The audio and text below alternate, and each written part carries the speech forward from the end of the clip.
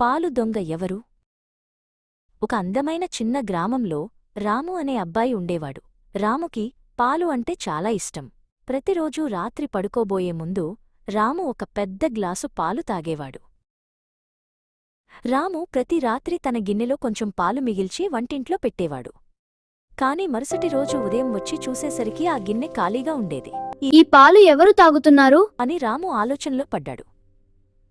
రాముకి తన ఇంట్లోనే ఉన్న చిన్ను అనే పిల్లి మీద అనుమానం వచ్చింది.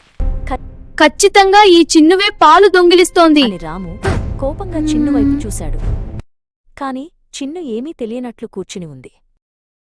ఈ పాలు దొంగ ఎవరో కనిపెట్టాలని రాము నిర్ణయించుకున్నాడు.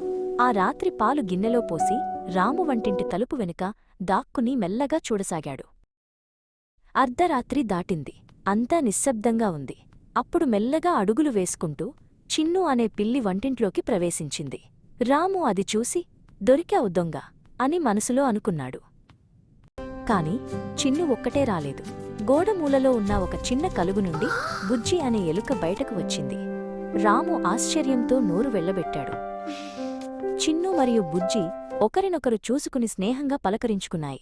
చిన్ను పిల్లి తన ముక్కుతో పాలు గిన్నెను బుజ్జివైపు నెట్టింది. అవిద్దరూ శత్రువులలా కాకుండా మంచి స్నేహితుల్లా ఉన్నారు. ఆ తర్వాత చిన్ను బుజ్జి కలిసి ఆ గిన్నెలోని పాలను ఎంతో ఇష్టంగా తాగడం మొదలుపెట్టాయి.